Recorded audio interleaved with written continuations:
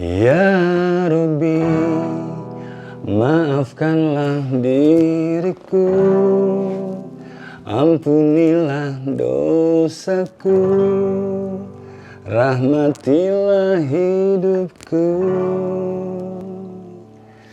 Kalau masalah musik, bagi saya, musik itu indah, keindahan. Dan Allah itu maha indah, suka keindahan. Allahu ya Jamal, Allahu ya Jalal. Dari keindahan menuju keagungan. Yang haram itu sudah jelas sebetulnya.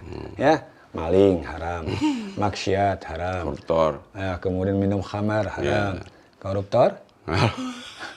Musik itu bagaikan dua mata sisi pisau gitu loh. Artinya kalau pisau itu dipakai untuk motong bawang, tomat, pokoknya untuk alat masak, manfaat. Tapi kalau pisau itu dipergunakan untuk membunuh orang, maka jadi dosa. Orang-orang yang beriman, dia menuliskan syairnya itu mengajak seseorang untuk beriman, mengajak seseorang untuk ingat sama Allah. Dalam lagu saya tadi, kan saya katakan, Ya Rob, Ya Robbi, maafkanlah diriku, ampunilah dosaku, rahmatilah hidupku. Ketika dia sadar dengan syair tadi, saya banyak dosa. Ketika hijrah, jangan ragu, teguh, kuatkan. Saya berharap kalam-kalam Allah ini bisa sampai kepada telinganya manusia.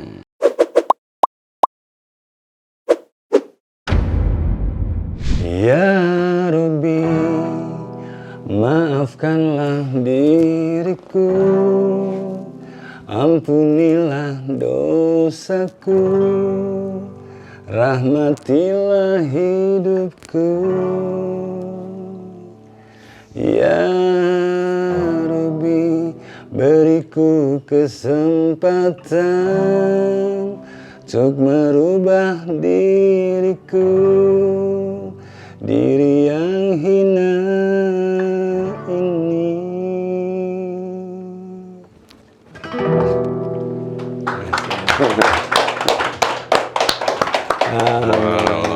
Masya Allah, Kang Ustaz. Ini saya pegang terus nih gitar ini. Jadi Satria bergitar. Ya, biarin Kang Ustaz ya, Bapak. Iya.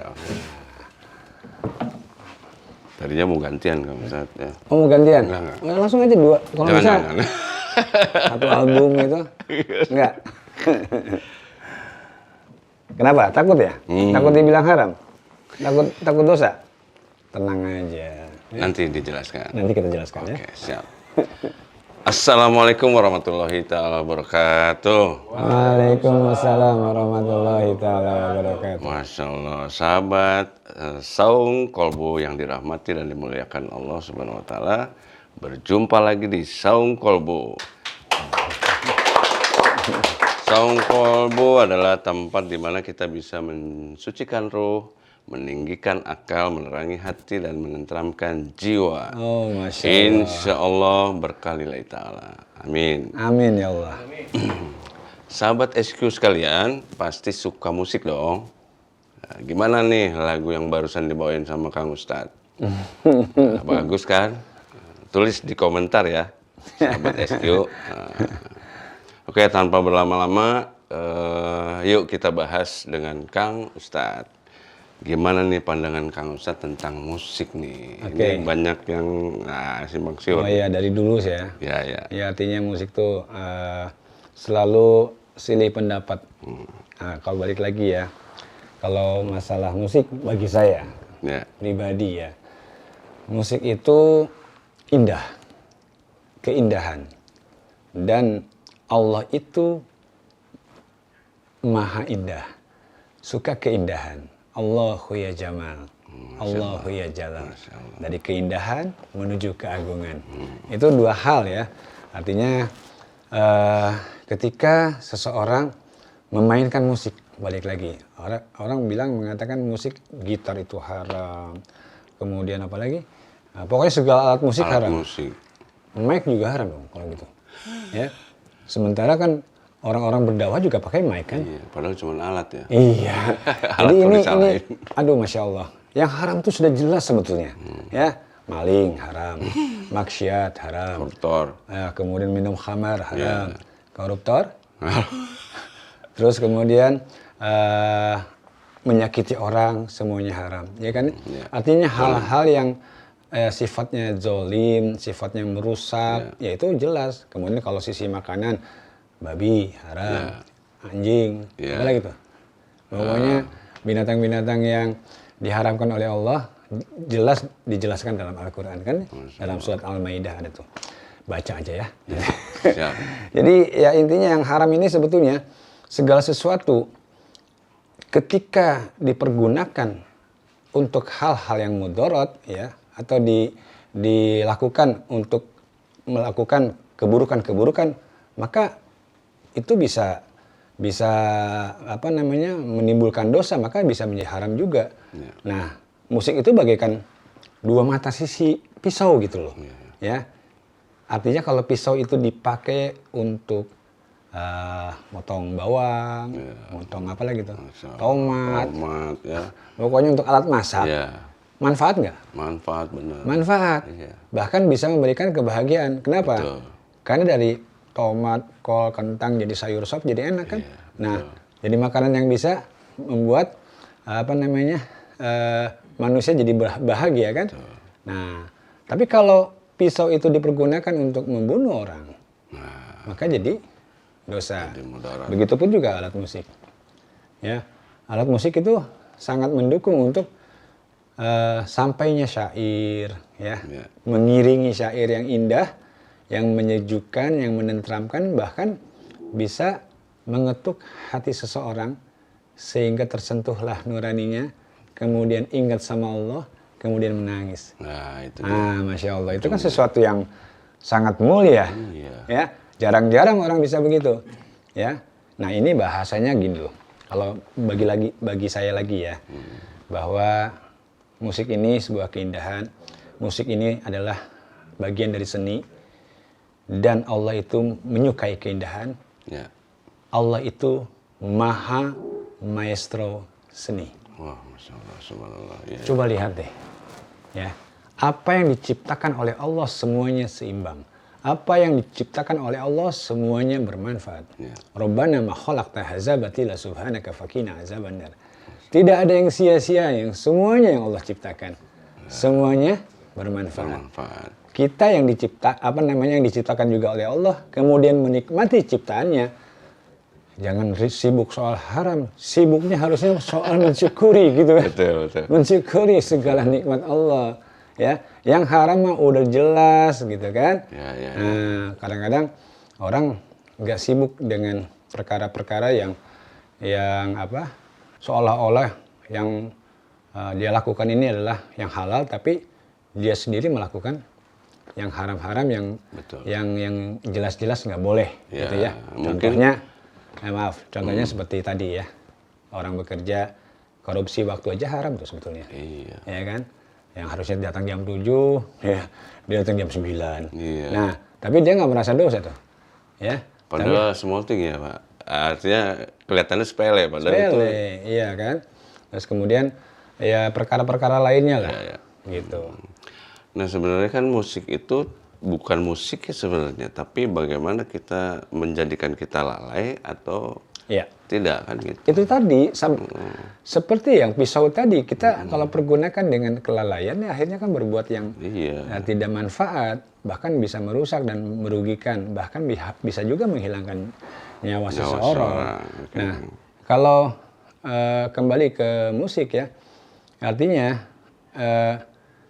jika ia memang menggunakan musik, kepentingannya untuk bisa mengiringi ya, membuat notasi-notasi yang indah ya, sehingga syair yang dibuat tadi teriringi dan sampai ke dalam hati seseorang.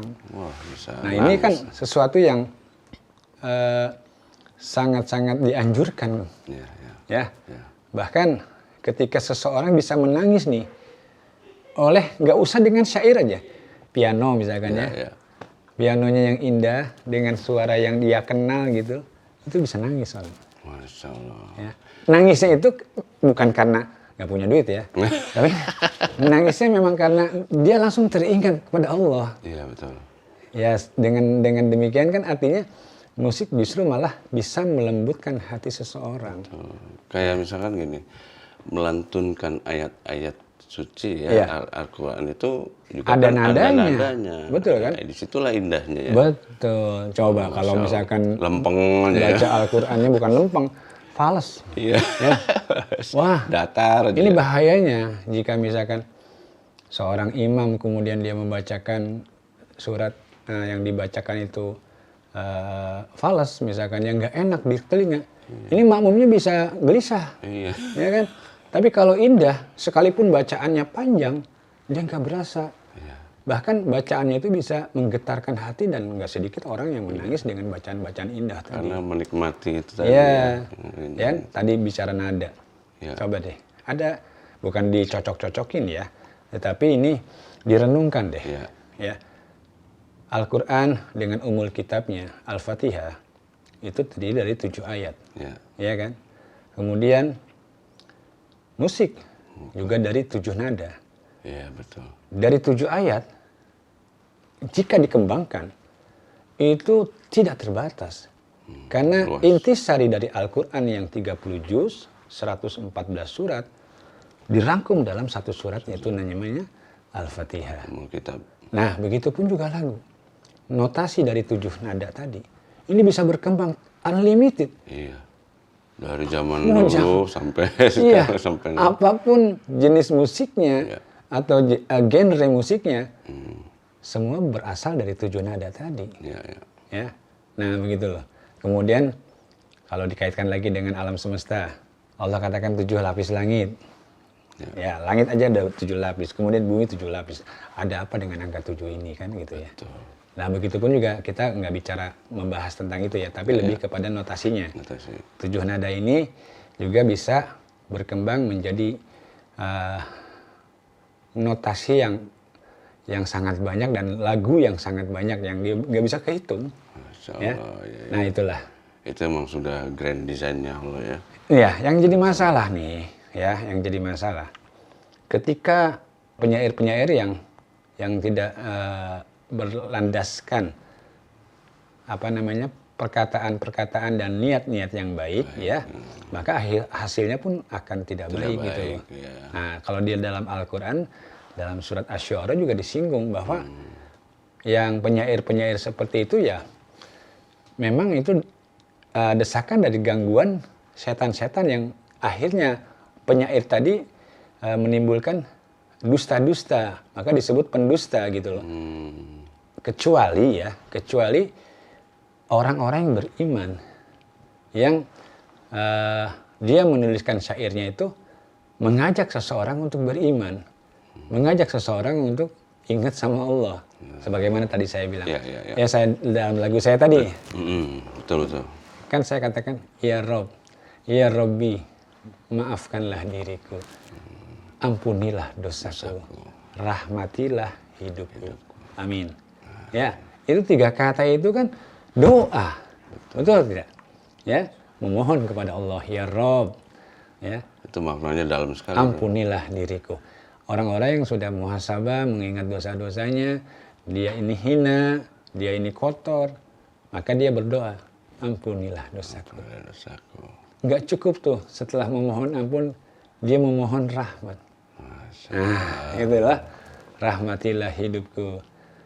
Nah, jadi kalau syair tadi diiringi musik yang indah, syair ini akan sampai ke dalam hati seseorang, sehingga orang yang mendengarkan pun tersentuh hatinya, bergetar hatinya. Oh, Masya Allah. Kemudian yang paling utama dia meneteskan air mata, dan air mata yang mahal ketika dia sadar dengan syair tadi, saya banyak dosa. Iya, ingat Ya. itu yang Ingat udah itu. diperbuat.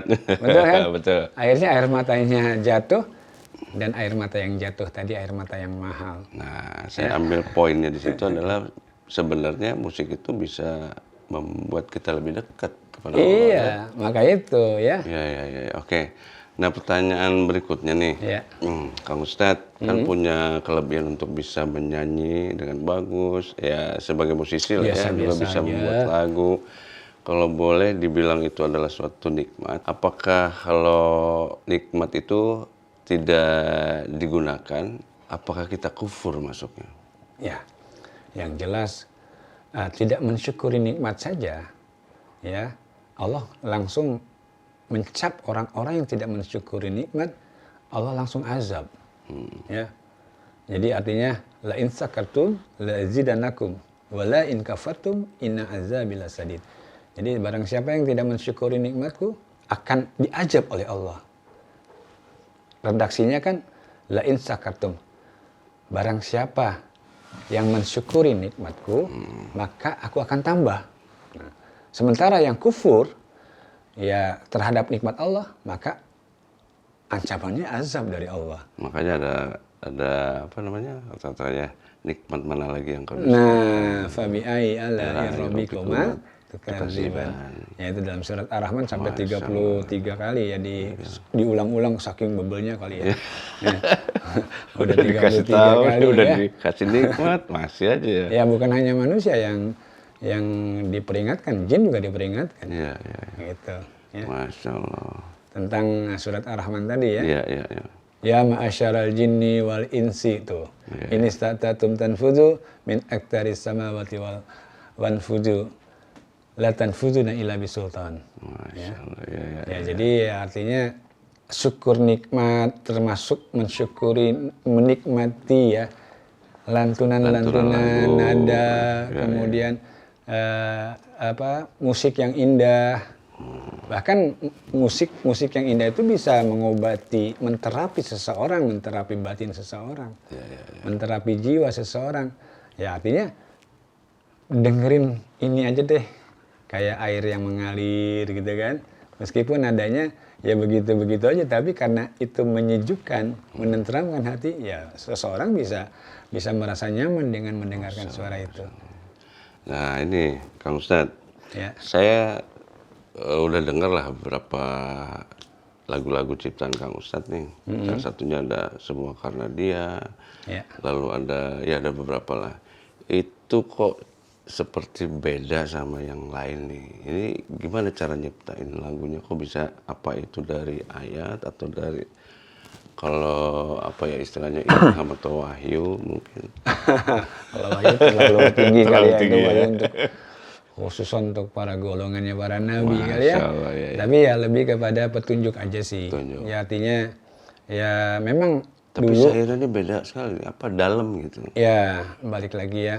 Kalau berasal dari hati pasti dalam kan. Ya. Dalamnya hati siapa sih yang bisa ngukur kan gitu. Masya Allah. Dalam banget ya. Soal dalam enggaknya ya tergantung orang yang mendengar kan gitu. Ya. Kalau dia sampai juga ke hatinya, maka insya Allah hatinya bagaikan kalau orang bilang terkoyak-koyak gitu ya. Tercabik-cabik, menangis Cabik. dan merasa berdosa kepada Allah dan merasa kemudian ada keinginan yang kuat untuk merubah. Gitu lah. Merubah dirinya. Nah, sebagaimana syair yang kedua kan gini. Ya Robbi, beriku kesempatan untuk merubah diriku, diri yang hina ini. Ya, jadi ketika syair pertama disampaikan, ia memposisikan diri dia memang banyak dosa. Ya. Namun di syair yang kedua, kematian itu tidak ada yang tahu. Bisa hari ini, bisa besok, bisa lusa. Iya. Belum tentu orang yang sakit mati. Bisa juga orang yang sehat mati. Kan gitu. Ya. Karena mati itu pasti. Ya. Maka itu dia memohon, ya Allah, berilah aku kesempatan. Kesempatan apa maksudnya? Kesempatan untuk hidup. Kita nggak pernah tahu sisa hidup kita berapa lama lagi. Kesempatan untuk bertobat. Nah, maka itu sisa hidup kita kan hanya Allah yang tahu. Betul. Dengan kita memohon agar Allah berikan kesempatan, waktu untuk kita merubah diri ini dari yang hina menjadi diri yang insya Allah dimuliakan oleh Allah. Masya Allah. Ya. Diridhoi ya. Diridhoi, Ya, kemudian dicintai. Masya Ya, meskipun prosesnya nggak gampang, tapi kalau sudah niat yang kuat, ya, semangat yang kuat, maka insya Allah hal itu pasti bisa terjadi gitulah terhadap orang-orang yang memang sungguh-sungguh, ya, sungguh-sungguh, kemudian dia melaksanakannya dengan istiqomah, ya, summastaqamu tatanazzalu alaihimul malaikat, bahkan orang-orang yang istiqomah, kemudian ia meneguhkan pendiriannya kepada Allah, maka Allah katakan, Allah akan menaungi mereka dengan malaikat. Ya. Kemudian lagi Allah katakan, ala takhafu wala tahzan. Janganlah kamu takut dan janganlah kamu bersedih hati. Nah, Masya Allah indah ya. Indah sekali. Wal absiru bil jannatin naim. Jadi bergembiralah dengan surga yang Allah sediakan untuk orang-orang yang meneguhkan. Maka itu ketika hijrah jangan ragu, teguh. Ya, kuatkan. Kalau sudah meneguhkan, insya Allah malaikat akan menaungi kita. Nahnu awliyaukum fil hayati dunia wa fil akhirat. Kamilah pelindung-pelindungmu. Kami ini siapa? Kami ini ya malaikat, Allah, cahaya Nabi, cahaya wali. Oi, ya. Masya Allah. Semoga kita jadi penerus. Ini kalau diterusin lagi nih. Wah. Allah katakan lagi. Walakum fiha ma tastai anfusukum walakum fiha ma tad'un. Jadi ketika Allah katakan, kamilah pelindung-pelindungmu di dunia dan di akhirat. Apa yang kamu inginkan, apa yang kamu minta, insya Allah ada. Gitu lah. Ustaz luar biasa. Ini nggak habis nih kalau satu segmen ini ya. Insya Allah. Episode ini kalau dibahas tentang musik luas sekali ya. Ya jadi intinya, ayo berpikirlah dengan bijak ya. Yang haram itu sudah jelas. Jadi ketika sesuatu yang indah, sesuatu yang baik, mana mungkinlah orang kemudian berani mengharamkan sesuatu yang indah dan baik gitu kan? Ya. Kadang-kadang ada yang gampang membid'ahkan, kafir, ini haram, ini padahal. Ya karena apa? Kalau dibilang begitu kan artinya mungkin di zaman dahulunya, termasuk di Arab dahulu ya, artinya musik itu dipergunakan untuk hal-hal yang sifatnya maksiat, seperti tarian perut, atau hal-hal yang lainnya lagi yang lebih parah lagi. Ya sampai zaman sekarang pun begitu, kalau musik itu dipergunakan untuk hal seperti tadi, ya sama, haram, saya setuju itu. Tapi ketika musik itu bisa merubah seseorang menjadi orang yang baik, kemudian mengajak orang untuk berhijrah, ya. Poinnya itu ya. Sebagaimana misalkan kita ingin menyanjung dan memuji Rasulullah misalkan, ya. Ya Rasulullah, ya Habiballah. Nah itu kan indah. Coba kalau falas, nggak enak kan? Termasuk salawat-salawat ya. Iya. Masya Allah, itu juga ada juga kita nih lagu yang baru saya ciptakan tentang itu. Ya. Mau di mana? Salatullah. Nah, masih rahasia nanti. Oke. Nah itu sobat, tanggal mainnya sobat SQ sekalian, tertunggu tanggal mainnya. Pak Ustadz akan ngejembreng semuanya. Masya Allah. Saya dengar-dengar ini Kang Ustadz ini punya grup musik. Ya. Hadroh, musik, grup band. Apa ini namanya yang sekarang? Khusus dakwah pastinya ya? Ya jelas pastinya, karena mensyiarkan syair-syair yang indah gitu lah.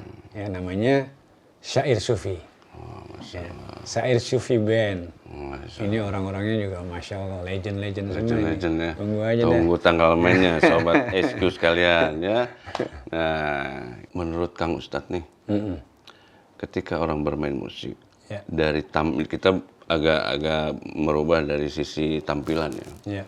Nah, ada orang tampilannya rock, tapi bawainnya dakwah, misalkan ada anjuran kebaikan. Nah, itu dari sisi tampilan. Performnya masih katakanlah ya rock and roll gitu. Itu gimana pandangan Kang? Yang paling penting syairnya sampai ke hati. Musik itu kan sifatnya mengiringi, ya kan? Mengiringi lagu sehingga lagu itu menjadi lebih indah. Dan tujuan utama adalah bagaimana ya bisa menjadi nasihat yang baik terhadap seseorang atau terhadap diri yang nyanyinya nih. Ya.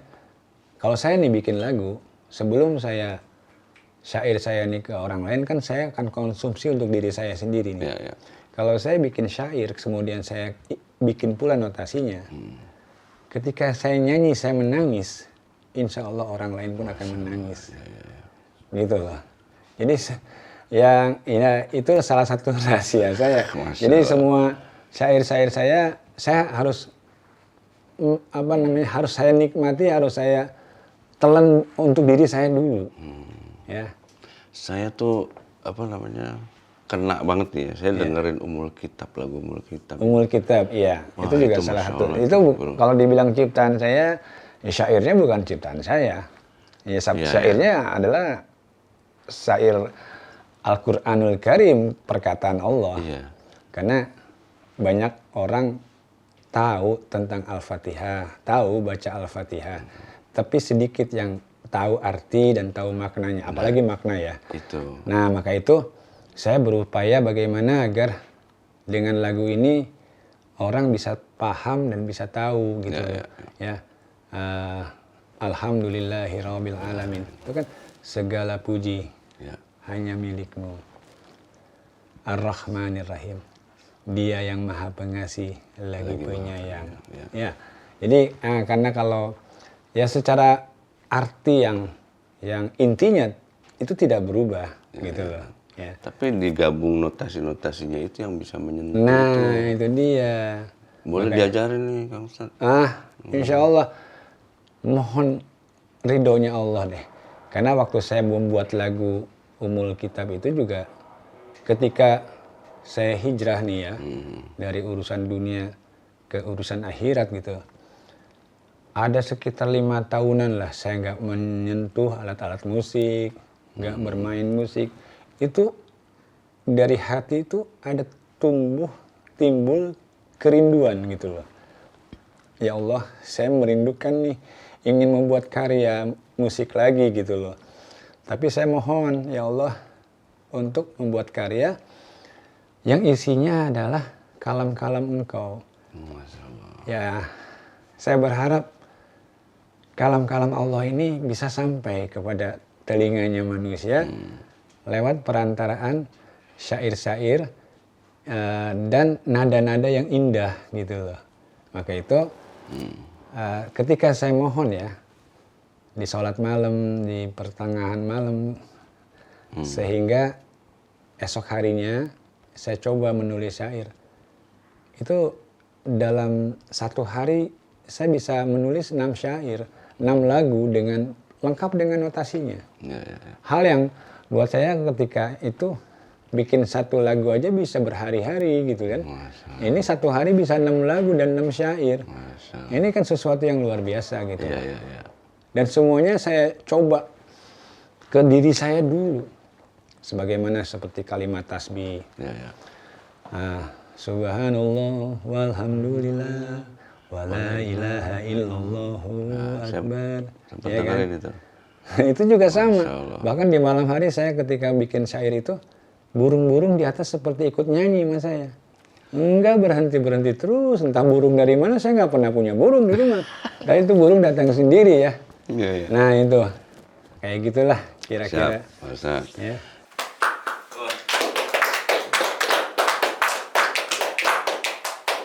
Sahabat Saung Kolbu sekalian, itulah tadi pembahasan kita di episode kali ini. Sungguh isinya daging, dahsyat ya, ilmunya udah nggak perlu diragukan lagi lah. Oke, sekian dulu kita akhiri di episode kali ini tentang musik.